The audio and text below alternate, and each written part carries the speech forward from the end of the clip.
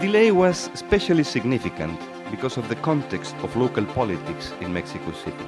That's a third aspect to bear in mind.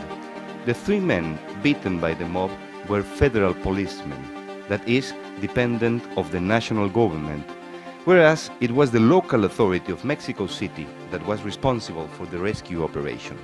So it was inevitable to interpret the whole episode as another chapter of the ongoing confrontation between the mayor of Mexico City, Andrés Manuel López Obrador, from the PRD, and the president, Vicente Fox, from the PAN. I'm Dane Borges, Director of the Center for Latin American Studies here at the University of Chicago. And on behalf of the Tinker Foundation, which is the sponsor of this lecture, and of International House, which is co-sponsoring the event, I want to welcome you to this quarter's Tinker Visiting Professor lecture, which will be given by Fernando Escalante, Visiting Professor in History. Fernando Escalante is a public intellectual of very wide renown in Mexico and in Spain. He's a historical sociologist of great accomplishment, and he has been a frequent visiting professor at universities in Spain and France.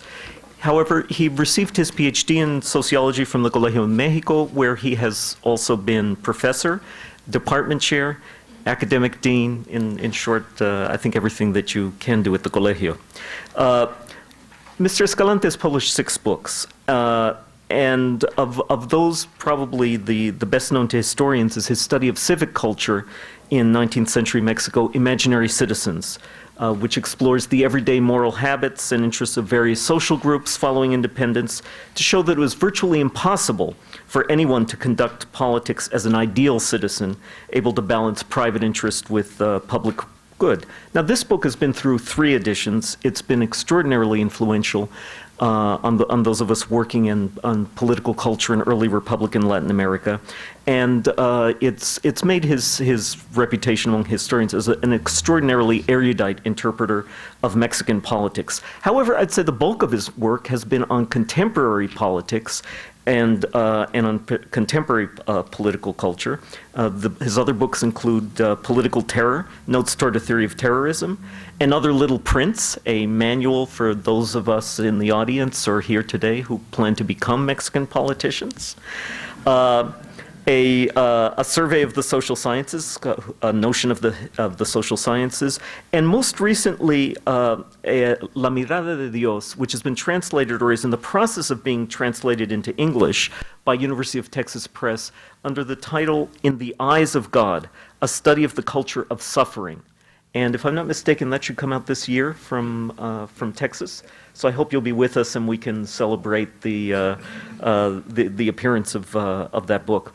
He also may be known to some of you for a recent book, Otro Sueño Americano, which he wrote in conjunction with some other people, among them our colleague Claudio Lomnitz, as a response to Samuel Huntington's Who Are We? The Challenges to America's National Identity. So, in the interest of eroding national identity in the United States, while he's at the University of Chicago subverting us, Mr. Escalante is offering 2 courses. He's teaching political order in Latin America in this winter, and in the spring he's teaching a course in political cultures of the left. He's also been extraordinarily active on campus, giving talks. Many of you have met him in other contexts. It's with great pleasure that I welcome Mr. Escalante to speak today on the weak state in Latin America.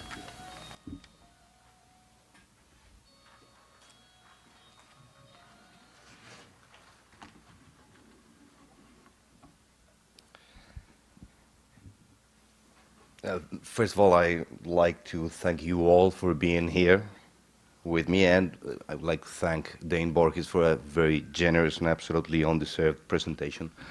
I hope you will not be too disappointed after that with what I have to say. I'd like to start with a brief account of a tragedy that happened in Mexico City a couple of months ago. Maybe a minor tragedy, but disquieting. By the end of November last year, in a small suburban town within the boundaries of Mexico City, San Juan Ixtayopan, A group of 3 federal policemen were lynched by a mob. 2 of them died, beaten and burned to death, and the third one was rescued at the very last moment, badly injured. The riot began in mid-afternoon, around 6 p.m., and was finally dispersed by 10 p.m. That is, it lasted more than 4 hours. Sad and tragic as it is, lynching is not something unheard of in Mexico, policemen being one of the usual targets of such violence. Anyhow, some features single this particular one. The first one that turned it into a major national political event was that the riot appeared on television live. Journalists and cameras arrived pretty soon, maybe half an hour after it all started, and everything happened in front of the cameras and from a very close distance for hours.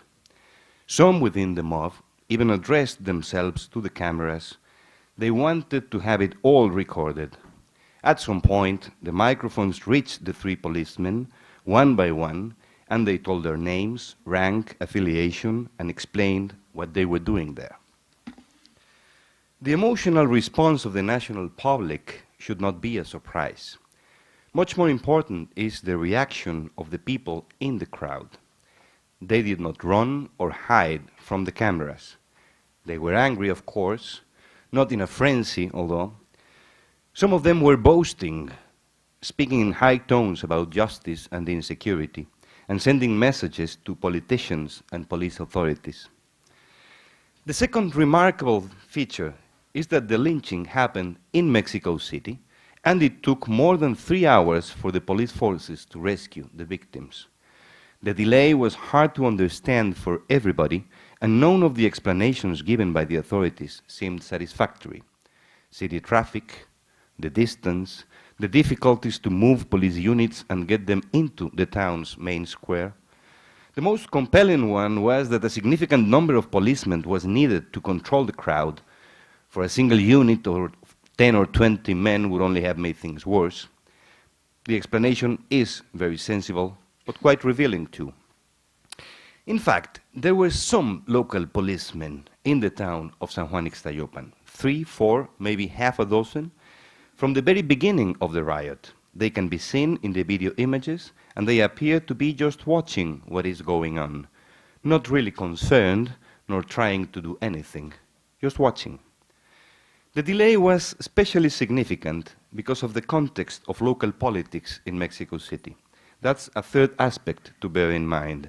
The 3 men beaten by the mob were federal policemen, that is, dependent of the national government, whereas it was the local authority of Mexico City that was responsible for the rescue operation. So it was inevitable to interpret the whole episode as another chapter of the ongoing confrontation between the mayor of Mexico City, Andrés Manuel López Obrador, from the PRD, and the President Vicente Fox from the PAN.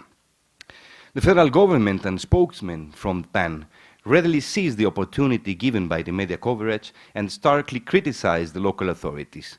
The General Federal Attorney decided to conduct the investigation on his own, and a few days later, the President demanded the resignation of Mexico City's Chief of Police. The city authorities, for their part, publicly complained that the federal police had not informed them beforehand of the intelligence activities allegedly carried on by the policemen sent to San Juan Ixtayopan. There was, at the very least, a severe lack of coordination among the federal and local police. But things appear to be even more complicated, for it is still not clear, even today, it's still not clear what were those policemen doing in the first place. One version, volunteered by the 3 men to the cameras during the riot, is that they were investigating minor drug dealers around a secondary school. Another version has that they were searching for connections between drug traffic and the local police, and thus the delay and the seeming passivity of the city police acquire a different meaning. Yet a third story was disclosed by the press. The federal police was in fact looking for some guerrilla leaders said to be hiding in San Juan Ixtayopan, presumably under the protection of PRD local structure. The drug story, so, was a cover-up. A fourth story has been presented lately, a somewhat light version of the last one, stating that the target was popular organization in the neighborhoods around Mexico City. A fifth hypothesis cannot be ruled out. It was all of the above. I mean, the federal police was after or stumbled into a network linking drug traffic, guerrilla, local police, popular movements, and people from the PRD. Anyhow, the case was discussed in those terms by the national press, and that means that the idea does not seem absurd to Mexican public. Now let us follow the details of this particular incident and ask some questions. The main problem can be stated briefly. How could it happen? The answer given by most of the media and political class in Mexico is simple and deceiving. It happened because of the inept, slow, and irresponsible reaction of the city police. It might be true to a certain extent, but largely insufficient as an explanation. It fails to address the main issues at stake. Why that ineptitude? Why the rage of the crowd? Why the riot in the first place? The dynamics of a lynching mob are well known. The anger and the violence are usual responses to fear. The search for a scapegoat is triggered by a minor event in a context of widespread sense of insecurity and resentment. A number of different grievances, fears, and anxieties crystallize in a single image, threatening and pressing, demanding immediate action. In this case, it was the rumor of children being kidnapped by an international network dedicated to the traffic of human organs, a modern version of the ages-old stereotypes of anti-Semitic persecution. The anger is more or less easily explained, and so are some of the practical difficulties of the police forces to control the riot. What really matters is that nothing was done or nothing could be done to ease that anger, to prevent its outcome, save for the use of force, and it was too late. Of much interest is also the fact that the targets of such violence were policemen. It is not unusual in Mexico or in other Latin American countries. But for that very reason, it is remarkable. It says something about the relations of state and society. With some exaggeration, just to highlight its meaning, we may picture it as a reverse image of the Leviathan imagined by Thomas Hobbes, that mortal god made by the joint will of a whole people. Some numbers might add to the significance of the event. Until 1993, there was an average of 4 lynchings every year in Mexico. From 1995 to the present, the average jumps up to 40 lynchings per year. That is almost 1 every week. Other countries in Latin America show a similar picture. Although the statistics are not always accurate, as is easily understandable, for what we know, the average number of lynchings in Bolivia, Guatemala, Peru, Venezuela is somewhere around 15 to 20 per year. The phenomenon seems to be insignificant only in Argentina, Chile, and Uruguay. If we look for the attempted lynching, even without a deadly result, the numbers are much higher. In Mexico City alone, in the first 2 months of this year, the count is 23. Now let's ask what's happening. And just one sidestep before. I am aware, as you are, of the fact that Latin America does not exist. Some common traits and patterns allow us to draw a general picture, but anything we say about any group of countries in our region will need further qualification, taking into account the specific history of each country. The last decades of the 20th century were largely optimistic in Latin America. Great expectations were awakened by the liberalization of the economy, the democratization of politics, and the empowerment of civil society in public life. The results have not been encouraging. Something has gone astray, and one of the main sources of disappointment and bewilderment is democracy. At a distance, the models and would-be theories of transition to democracy that were fashionable 20 years ago seem typically naive. It is now almost universally acknowledged that they did not take into account the historical and cultural dimensions of democracy. As it has been phrased lately, they did not recognize the problems posed by the absence of a civic culture. I would like to argue that it is another way of saying that they did not pose the problem of the state, or, as I would rather put it, the problem of the weakness of the state. Most of the theories and political activism assumed that there were authoritarian states that needed democratization, as was the case in Spain after Franco. The focus was on the political system and mainly in the electoral processes. Now we have free and competitive elections in almost all Latin American countries. As it happens, it is not enough. Many of the problems usually associated with the authoritarian regimes are still in place. Corruption, clientelism, capricious government, large areas of legal uncertainty. Slowly, we are coming to realize that we do not have strong, self-sufficient states capable of enforcing the rule of law. A strong hypothesis would say that the problem is to create a state. A light version, much more common, finds a need of a stronger and maybe rebuilt state. However, any such attempt is complicated because we are not on flat ground. We have had political arrangement, sometimes stable and even powerful political machines, with some state-like features and ambitions, and yet unable to perform some basic state duties. The Latin American state, as imaginary institution, has a long history behind it, and so do the actual agreements that shape the political field. Under new circumstances, those political arrangements strive to assimilate themselves to the democratic processes, and in doing so, they tend to impose a bias on the political system, not for, but against the strengthening of the state. To make things clear, it would be useful to start with a minimal definition of the state, a really minimal and obvious one. It is, the state, a political institution that rightly and efficiently claims for the monopoly of legitimate violence. Even there, at that basic formal level, there are problems for our states, mainly because the monopoly of violence cannot be taken for granted. But we need to extract a little more from the definition. We have to assume at least a general purpose, a general function that is.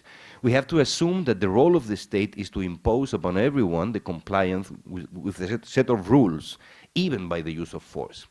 This is indeed a Western idea of the state, but it has been as such an almost unquestioned notion for our societies. Even from that point of view, it is obvious that our political institutions, our states, fall short of that ideal. They are, at least, very weak states, unable or unwilling to perform such very basic duties indispensable for all modern institutions. A strong state, let me spell it out to avoid misunderstanding, a strong state is not authoritarian nor arbitrary. It is not a wealthy state or a military powerful state.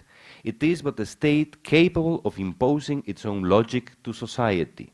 That is, a state that can enforce the rule of law as a matter of daily fact upon everyone, including government officials, including politicians. A state able to arrange and organize social life within formal institutions, within a constitutional framework, and according to the patterns outlined by the law. To strengthen the state in Latin America, according to that definition, would mean to improve its overall capacity as sovereign institution. In other words, it would require for a start to eliminate or reduce to a great extent the prevailing forms of corruption, political patronage and clientelism, to create some sort of civil service, and to guarantee order and security through effective law enforcement.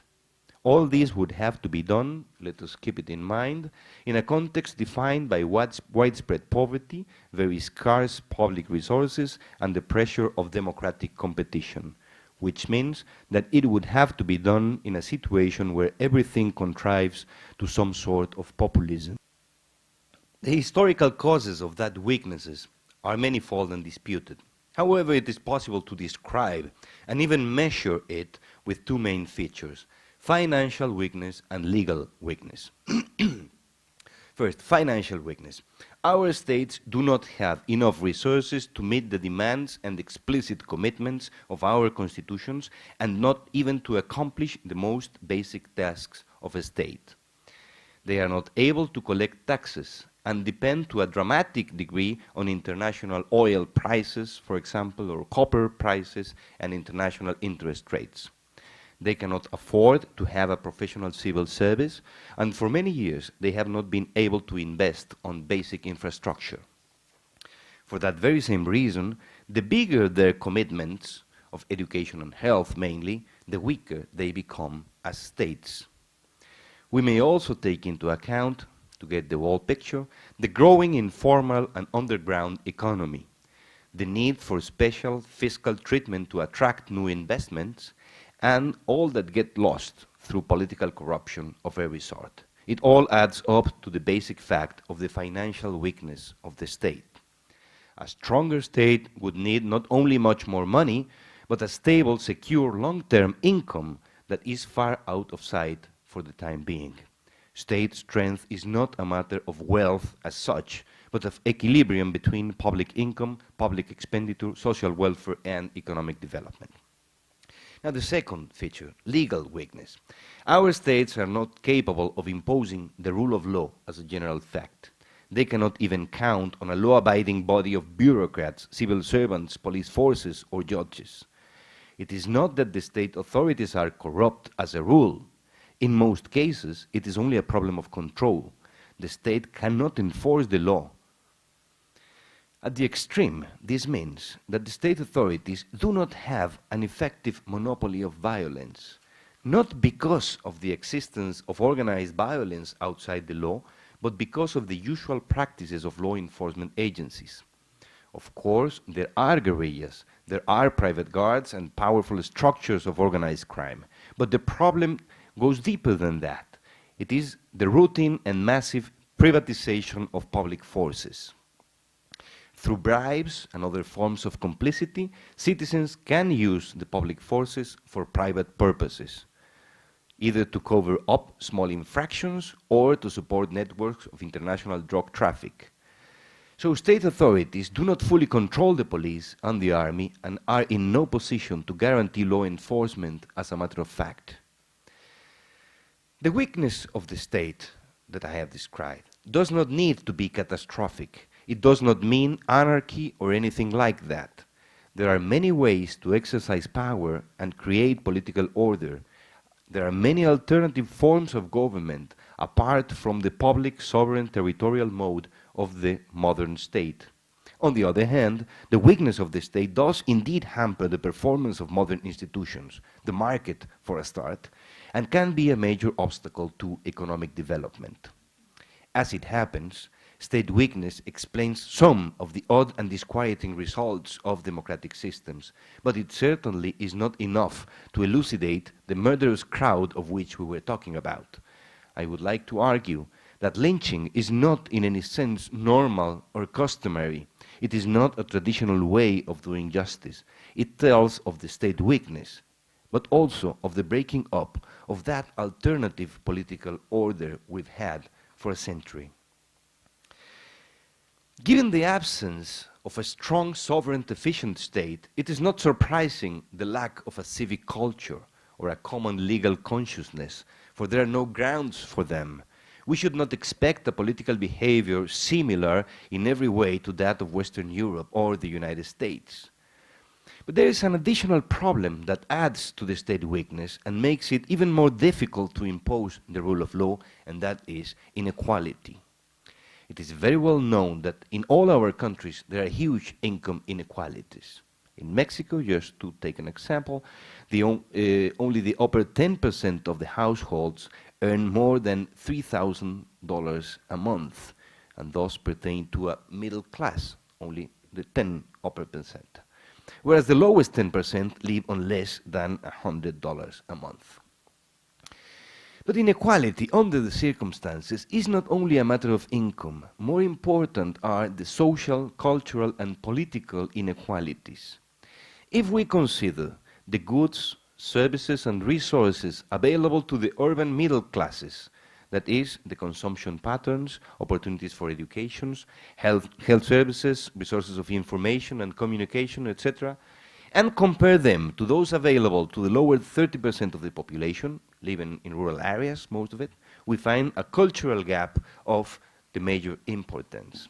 Inequalities are of such nature that amount to a distance of 2 centuries and appear in every aspect of life, in the modes of production, in patterns of family life, in forms of political organization and leadership, etc.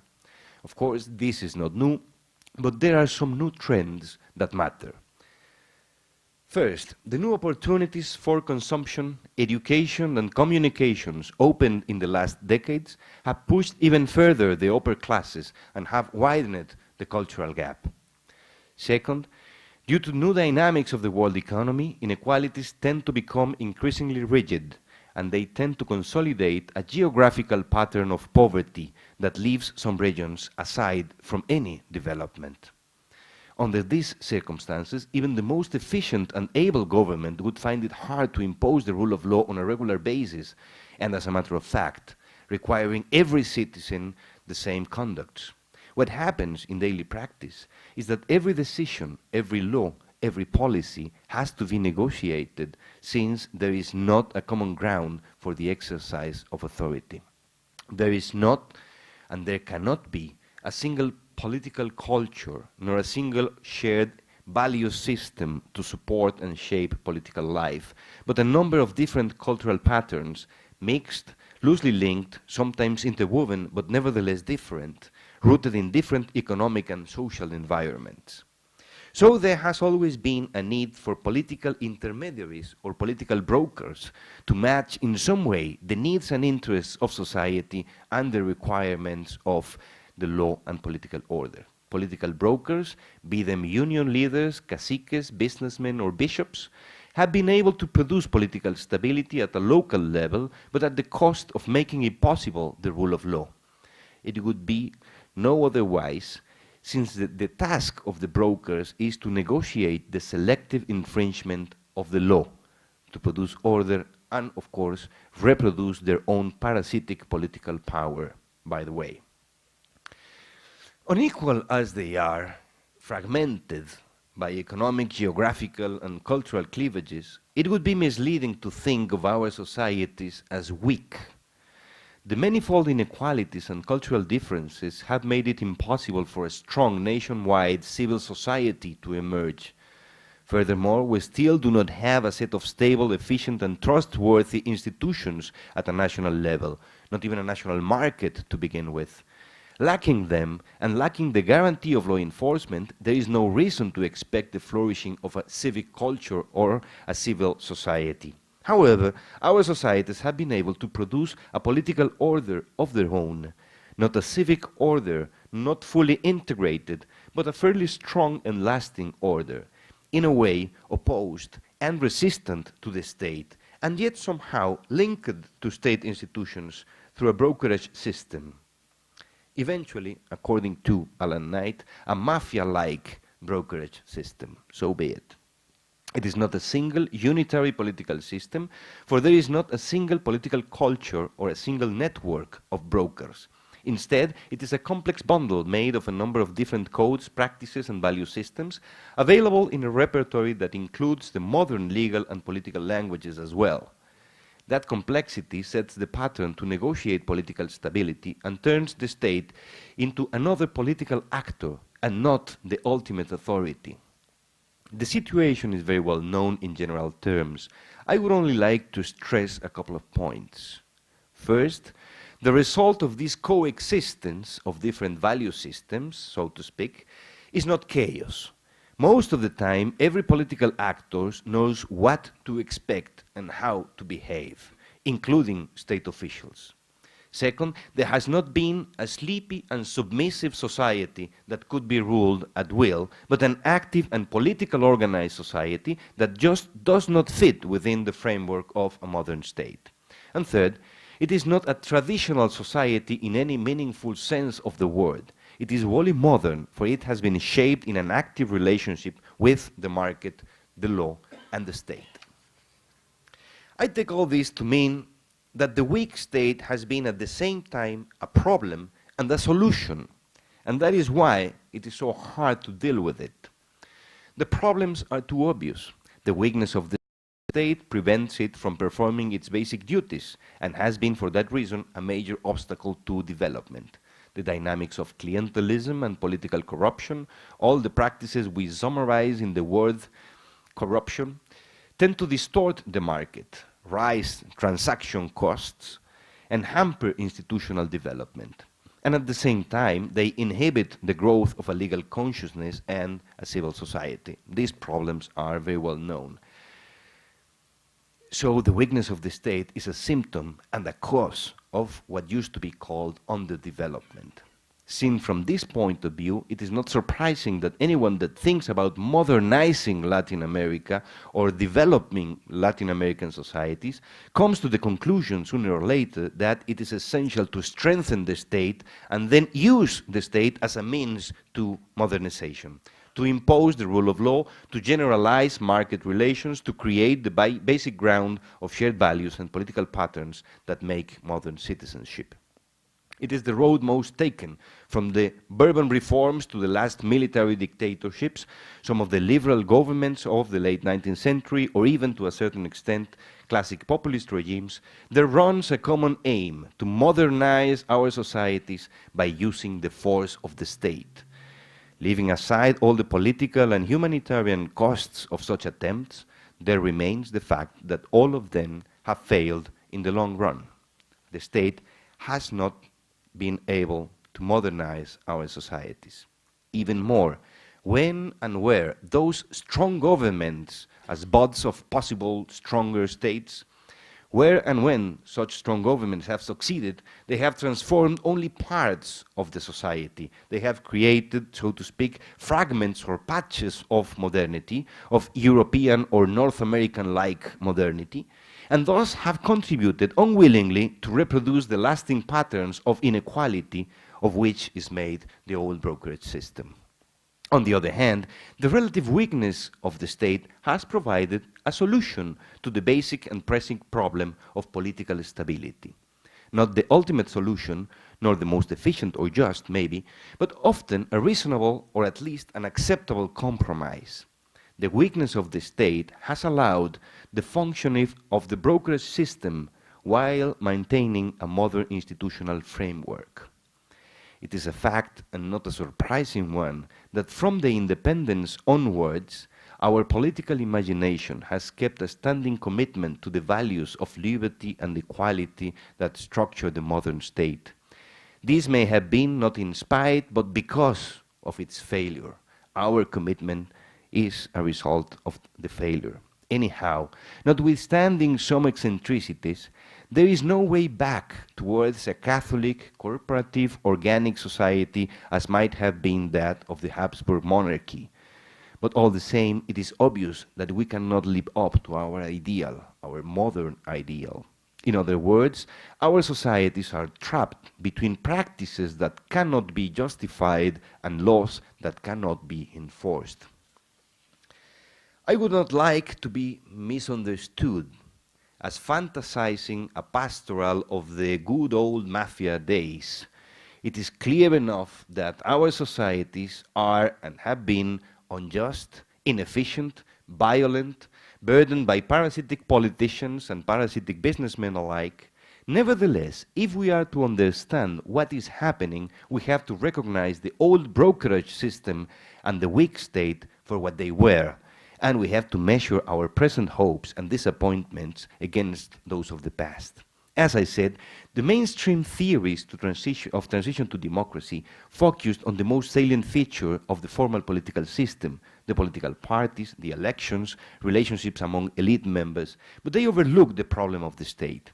As a consequence, academics, intellectuals, and not a few politicians underestimated the strength of the non-civil arrangements of our non-civil societies. They took at face value the demands for democracy that were much more ambiguous and misleading.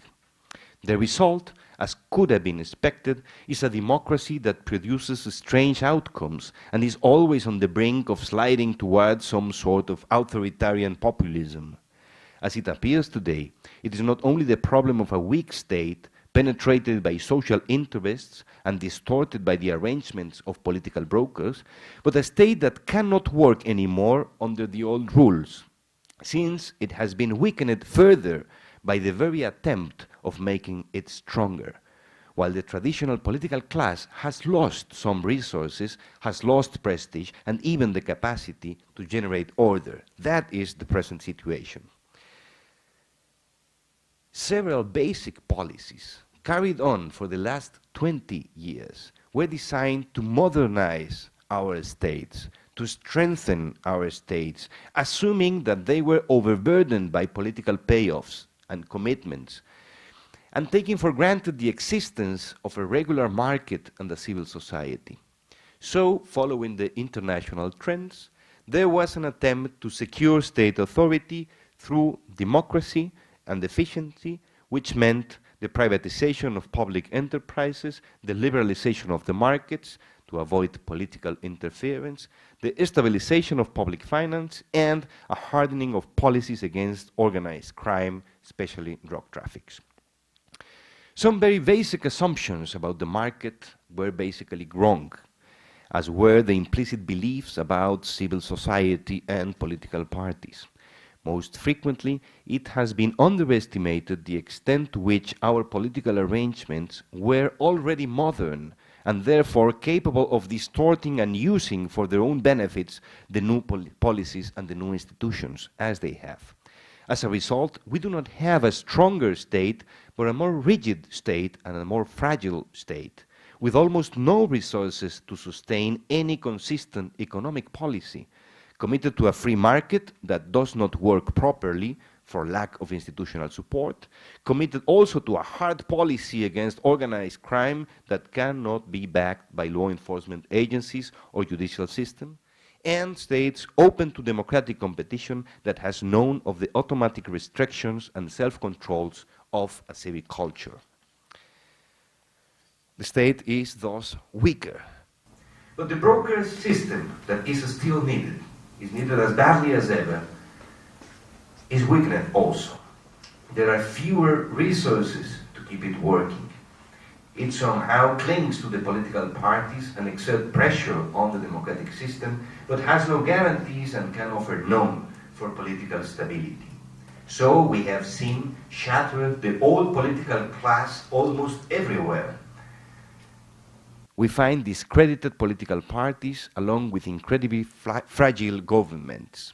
Just to point a marker, in the last 15 years, we have seen impeached or overthrown, not by military power, the presidents of Brazil, Fernando Collor, Venezuela, Carlos Andrés Pérez, Ecuador, Abdalá Bucaram, Perú, Alberto Fujimori, Argentina, Fernando de la Rúa, Bolivia, Gonzalo Sánchez de Lozada. That's quite a record. The old tragic choice between legal state authority and political stability seems more straining than ever, for both of the alternatives, the strong state or the strong brokerage system, appear to be out of reach. A seeming exception comes to mind immediately: Hugo Chavez. No other chief of state has been under so hard scrutiny and pressure.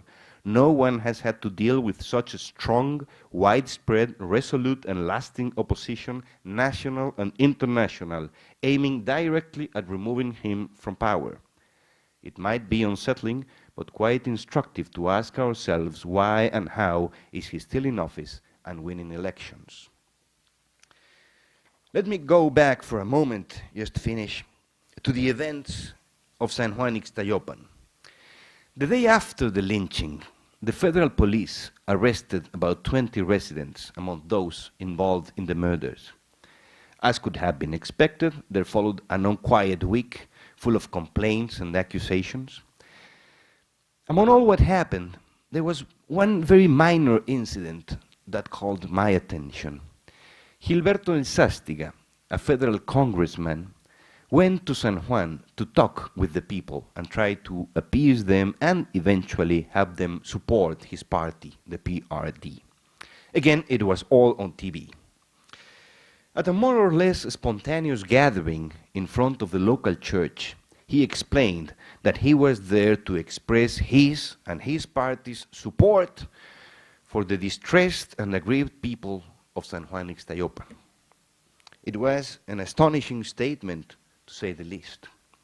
But even more was the reaction of one of the ostensible leaders of the assembly. He took the megaphone and addressed himself to the congressman in a very angry and sour tone. "We do not care for your support," he said. "You are a politician, so you have money. We want you to pay for a good lawyer and take our people out of jail, and that's it." Watching the scene was an uncanny experience to me. It was like a sudden return to the 19th century. Of course, it was a reminder of the weakness of the state, but it was much more than that. Not only had the police and the local authorities been powerless and ineffective the night before in face of the riot, but also was the political broker in full daylight. For a moment, it was as if behind those bitter faces and whispers, I could hear the creaking of the old Mexican political arrangement and also the slow disbanding of Leviathan.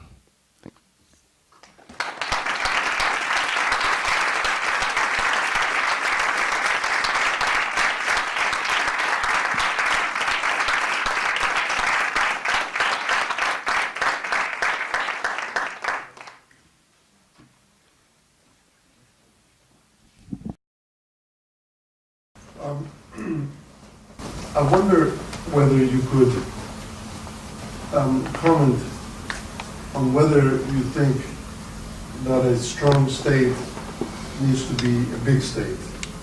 That is, I want to sort of cross your fascinating analysis sort of with the more familiar discussion of the last 20 years, being familiar especially in a place like this one. I mean, a university that has been from a very long time ago at the forefront of pushing for the kind of market reform that some Latin American countries actually described, undertook from the 80s on.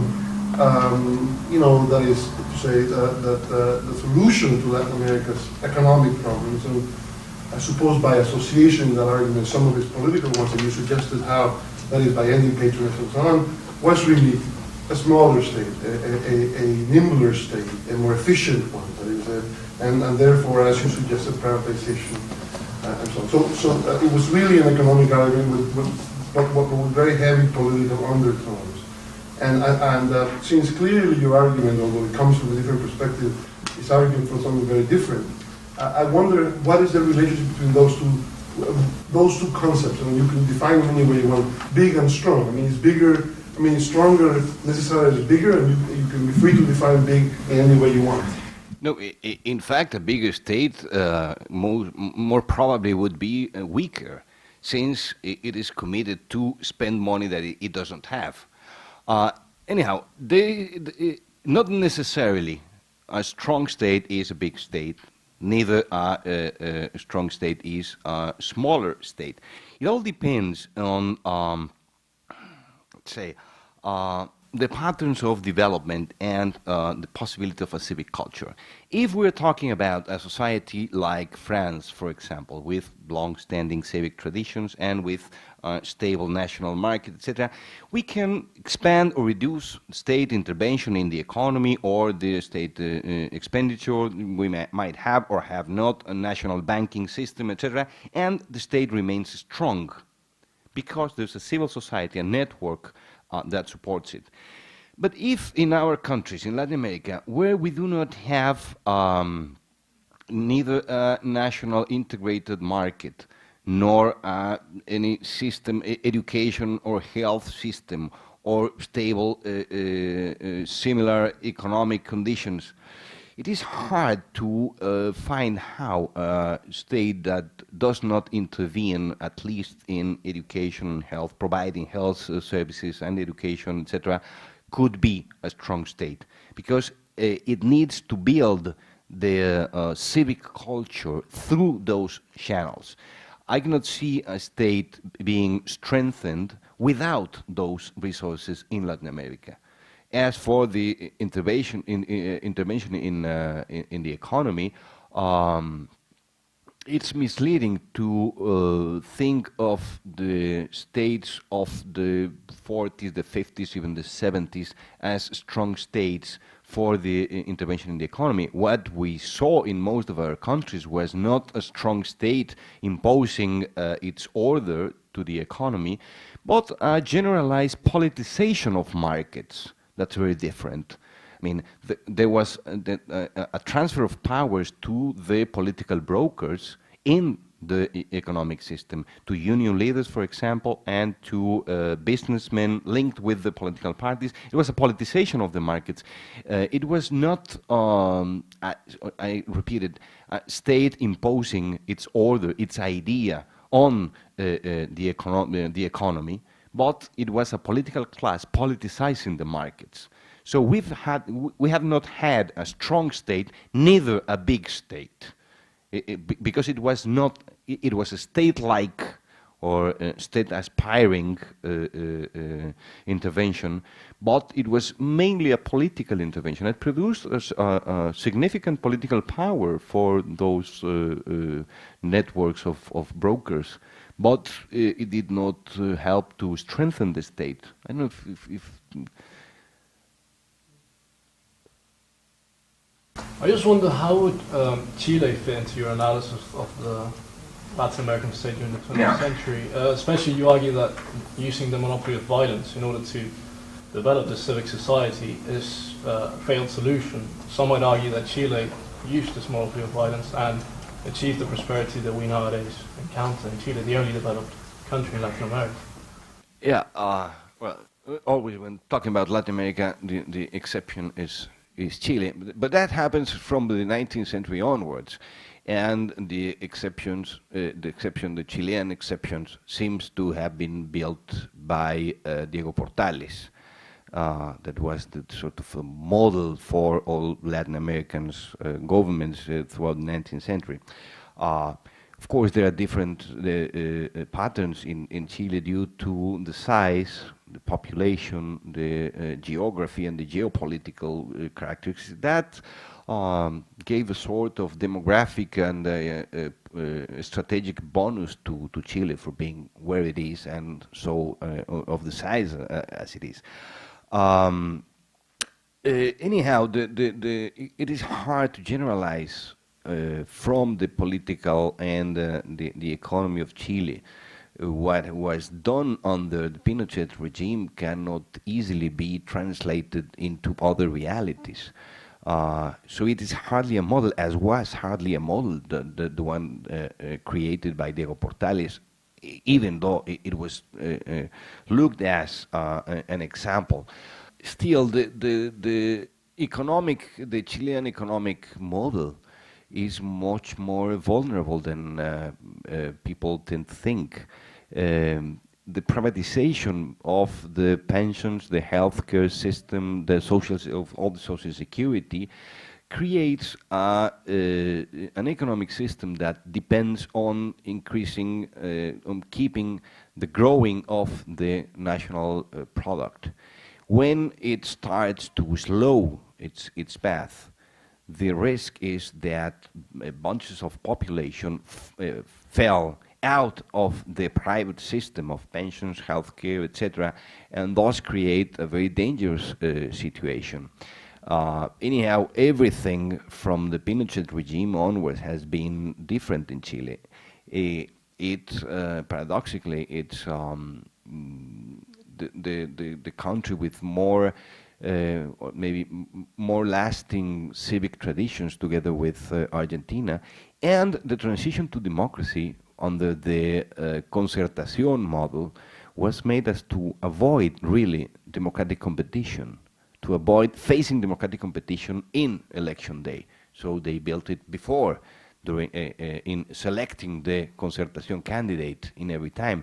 And that made the political arrangement after Pinochet vulnerable to criticism, the criticism of Lavín in the election of 2000, for example, and has made it an exception that is coming to an end. Lagos has now distanced himself enough from the Concertación as to pose a very different arrangement for the next election.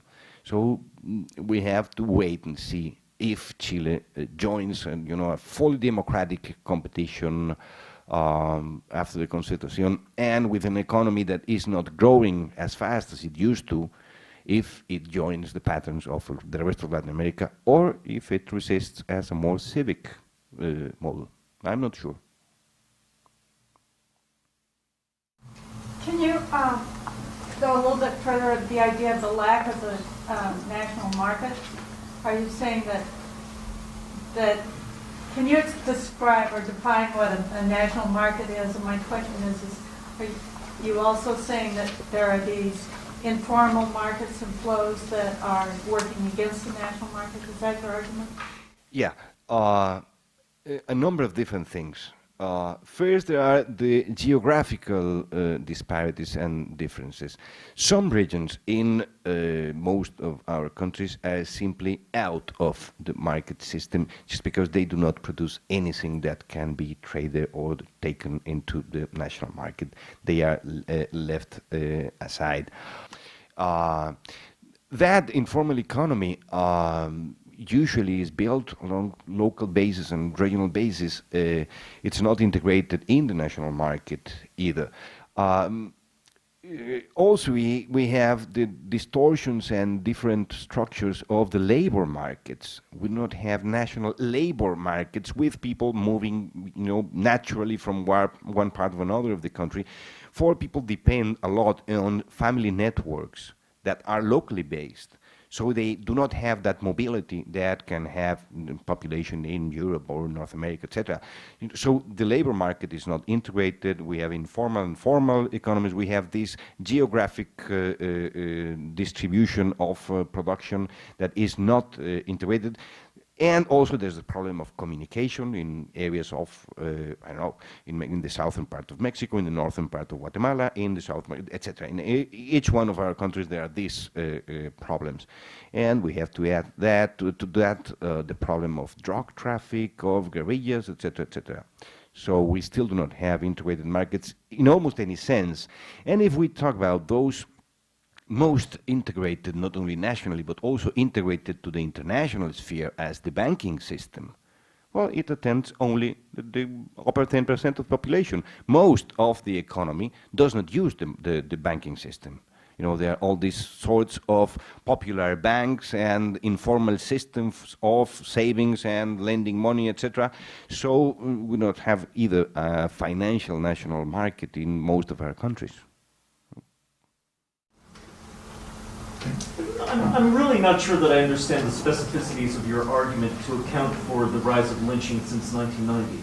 I mean, you seem to be arguing that for lack of a state, the lesser evil, the substitute was systems of brokerage, and that brokers have been starved of resources or deprived of legitimacy. And it really isn't clear to me exactly whether there are single or multiple determinants of the breakdown of brokerage as a way of mediating for lack of a state. Yeah, well, there are numbers of reasons. The crisis of the political brokerage systems date from the early 80s and depend on a lot of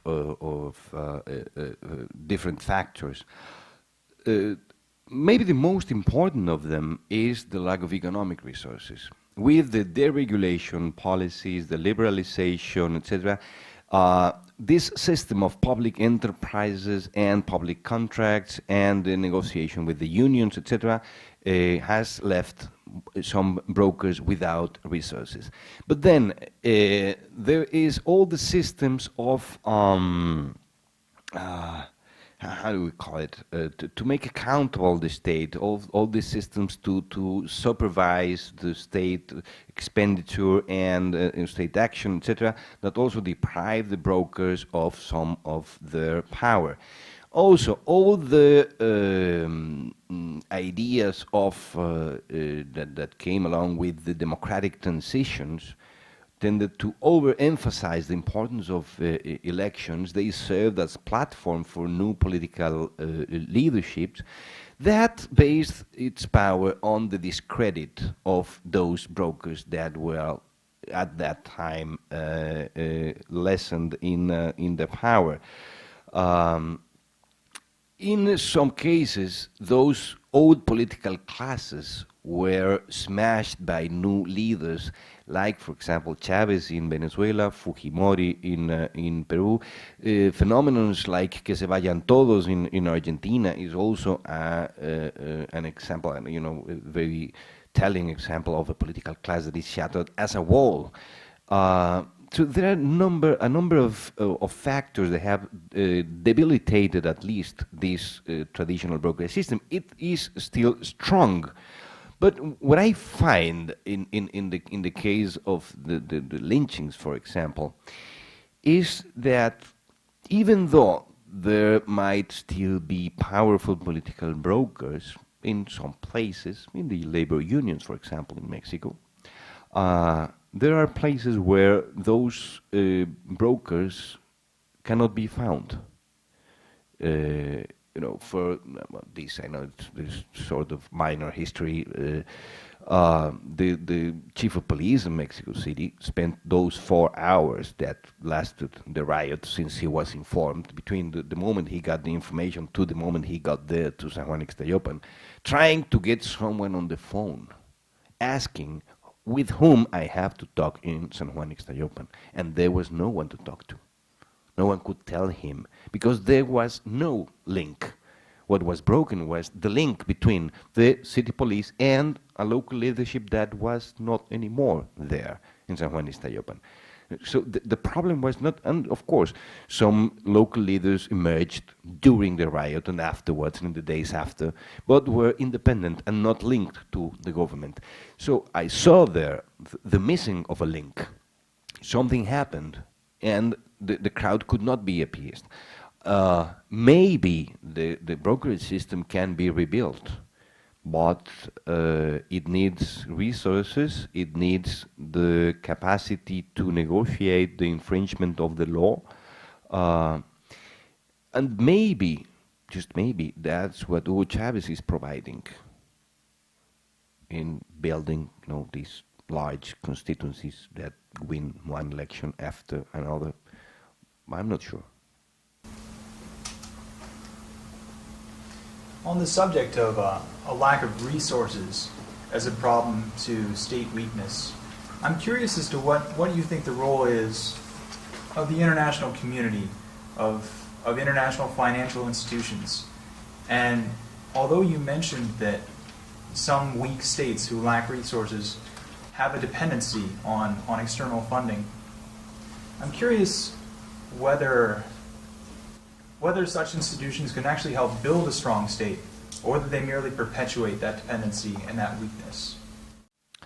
I'm not sure that international financial institutions can in fact do anything decisive in this line, along this line, nor to strengthen the state or to weaken it further. Of course, even when they impose these restrictions on political public expenditure, and when they require the payment of the debt payments, etc., they contribute to the weakening of the state to a certain degree.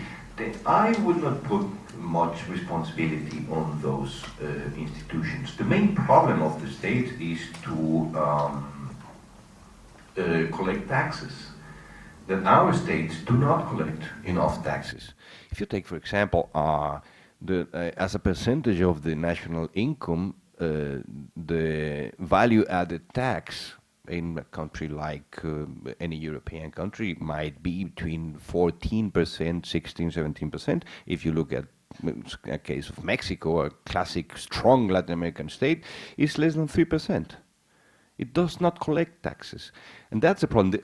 A source, a stable, long-term source of income is only an internal source, and mainly it's a tax source of income. So of course, the international financial institutions are part of the problem, but I would not say that they are decisive to the situation.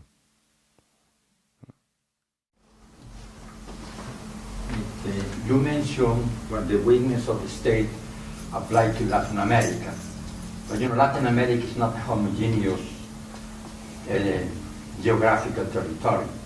So I like to see how do you apply or you explain this concept of the weakness of the state in Latin America applied specifically to Venezuela.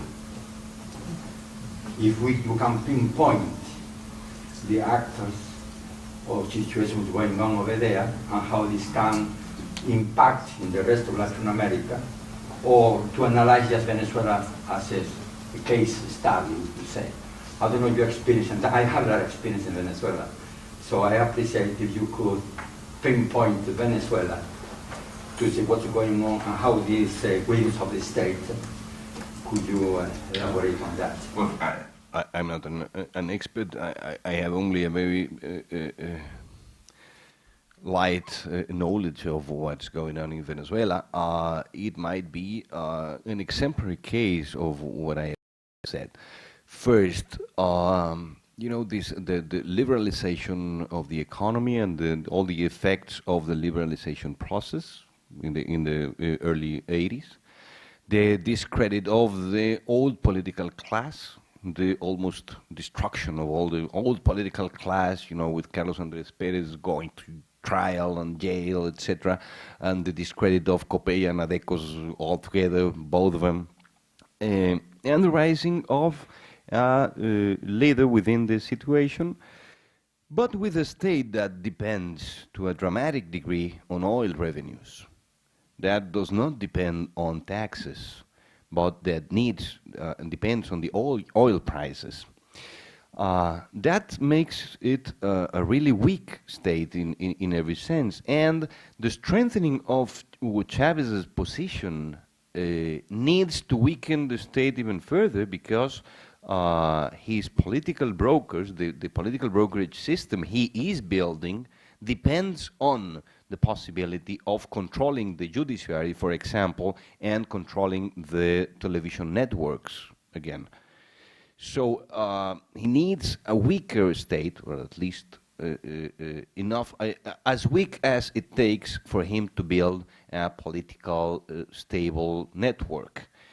And at the same time, it has resources as long as oil prices are high, but it's not a stable long-term income, the one he has. So it is a very weak state.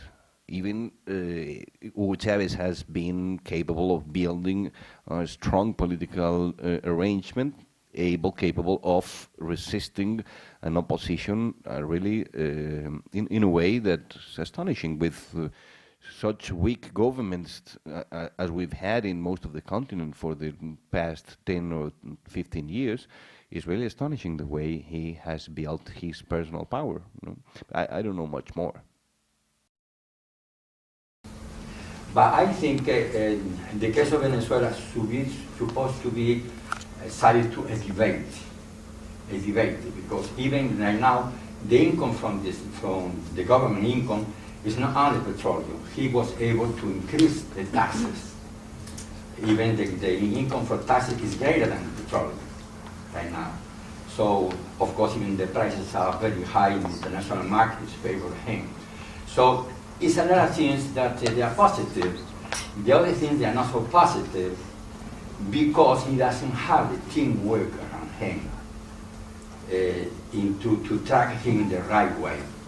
So I think what's happening in Venezuela, it's supposed to come to some reflections. The first thing, there is a wrong conceptualization that the United States is Washington, D.C., as far as Venezuela is concerned.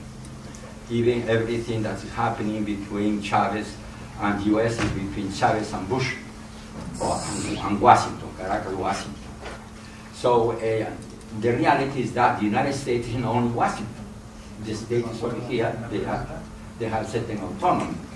So that's the first mistake. The second mistake is that here also they think that Latin America is Caracas, Latin America is Bogota, is Lima, and that's not true. There are regions over there, and they have their own structures, and they could deal in a different way. So I think that right now there is a lack of information of what's happening there. So this will be maybe for another meeting such as this, just to talk about the case of Venezuela. I am not either with government or against government, but I think there is a lack of knowledge of what's going on there, that it will have a tremendous impact on Latin America. Can I move you in a different direction, one that you really didn't open tonight? I mean, one theory of the Habsburg Baroque state is that it ruled through spectacle. I mean, Juan Antonio Maraval arguing that there was a kind of theater of the masses. And one argument that was made about democratization in Latin America was that television had the potential in some ways to paper over the weakness of the state. What is your, I mean, maybe it's ridiculous to ask you for a single statement about the impact of the growth of a television public upon the processes that you've just been describing, but would you argue that it has had the effect of, I mean, strengthening or weakening, stabilizing, destabilizing the sorts of state building that you seem to want? As for the overall effect of television on the political scene, I'm not sure either of the manipulation of TV or the power it has. One thing it has made and is creating sort of tight control over the politician. It has served not maybe as a way of controlling the state or asking for accountability to state institutions, but the television networks have power over the individuals of the political class, since the television can expose political corruption, for example, in very dramatic and even funny ways, as has happened in Peru, in Mexico, etc.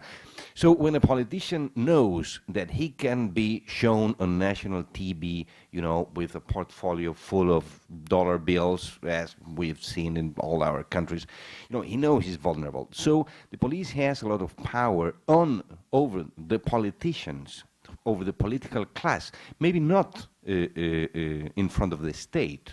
You know, it is quite different, because the political corruption can be shown and prosecuted in the tribunals with no special consequence for the state as a structure, but it can destroy a personal political career.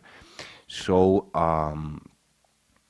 I think of course it has power, but the power of television has the possibility of being exerted, especially towards individuals within the political class. It would be a very different argument than this. We need to think about that. But what we know as a fact is the fear that those individuals have of TV, of being exposed on TV.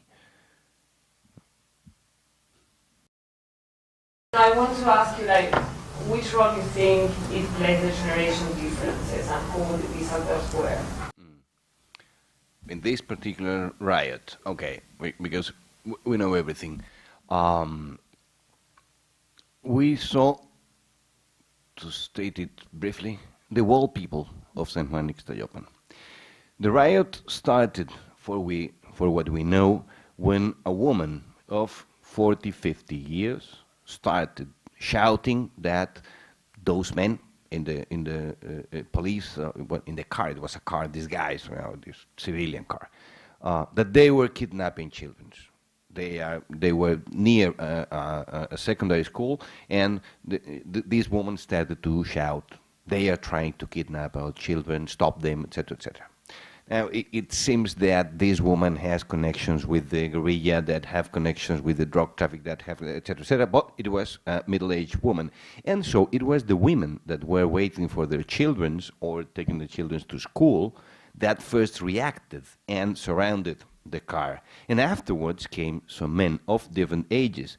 But in the videos we can see teenagers, just jumping, shouting, and dancing. Teenagers, 12, 13, 14-year-old boys. And the leaders that emerged from the crowd were a couple of men of about 50, 60, or 70 years. The one that took the megaphone from Gilberto Sastre was a man of about 70 years that became sort of a leader of San Juan Ixtayopa at that moment, because it appears that he has had some studies of law. He's not a lawyer, but he studied law somehow, and so he knew what had to be done. So we saw people of all ages.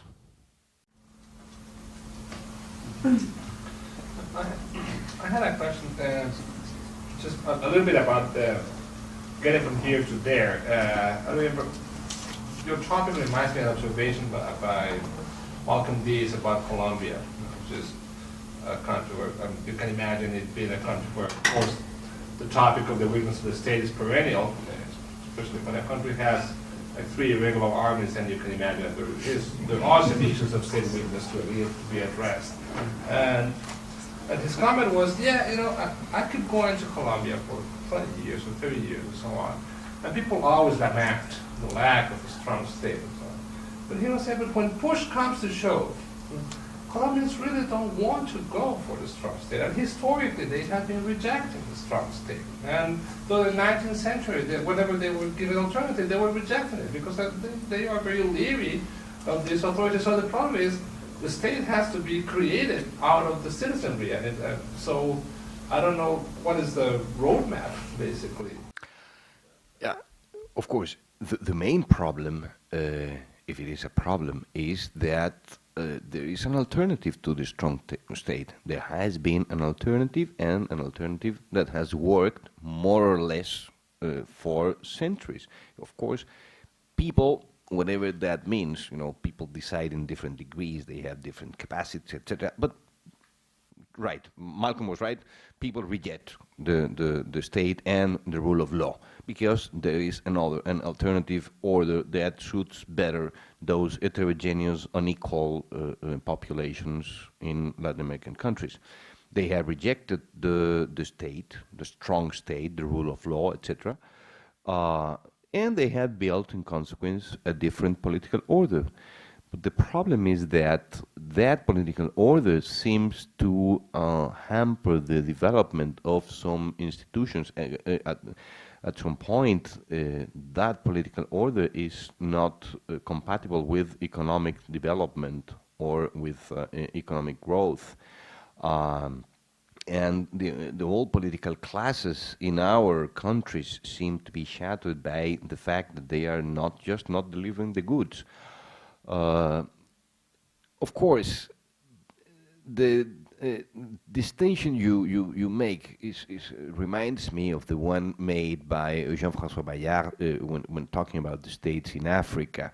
He uses to say that there's a difference between organizing a state that only requires a few people in an office.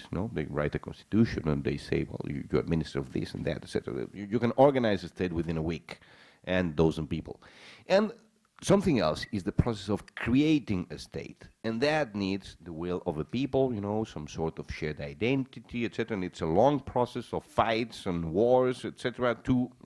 All right, we have organized states in Latin America, but the process of the creation of state somehow has been lacking, and I would think that in fact, it has been oriented the other way around. Every time there has been a major political conflict in most of our countries, it has not been towards strengthening the state and concentrating power and authority, but towards dispersing power and authority and resisting that. So, one thing, I am not sure if the people want a strong state. I know that maybe the market, under the present circumstances, needs a stronger state, but still it is a political choice. And I am not sure where and how. Can you give some examples of how countries, of how some of the world's superpowers like the United States, the Soviet Union, have exerted their influence in some Latin American countries, and if in your analysis, if those influences have more often weakened states in Latin America or strengthened states in Latin America?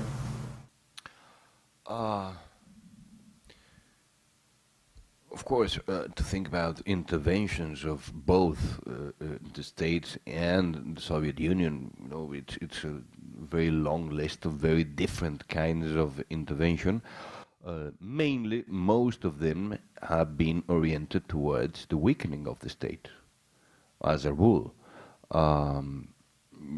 Any way of subordinating a government or of destabilizing a government is a way of weakening its political basis.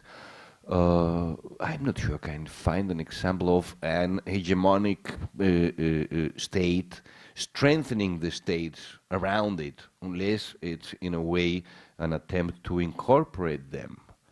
The economic European Union serves to that. It has strengthened the states of its member and of the members of the countries that want to become members, because they want to incorporate them. So they want those states, you know, Poland or even Turkey now, to have stronger states because they are planning to incorporate them.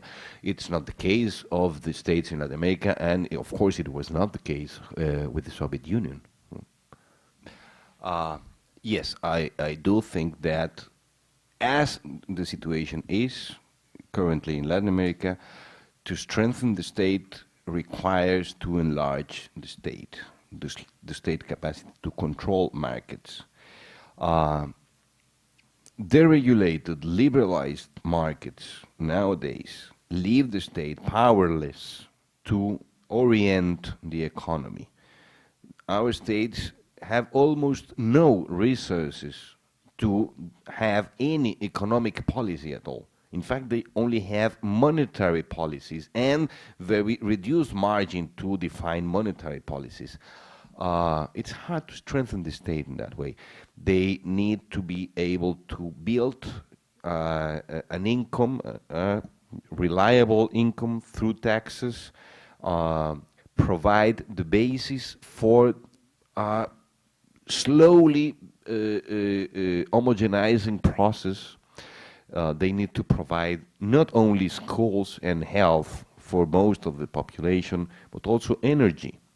Because one of the problems of the privatization of energy that is much talked about in Mexico and other countries in Latin America is that it does not take into account that most of the rural areas and the large parts of the countries have energy because it is a public enterprise, because they are not profitable. No market would deliver energy. And if we have segments of population, even regions, without electric energy, for example, well, that would widen the political gap even further than it is now. So there are a number of issues that our states have to address because of the economic and social situation of our countries. I think we need larger states, and of course not reduce their economic capacities even more than they are. Of course, it goes against the common sense that everyone shares these days.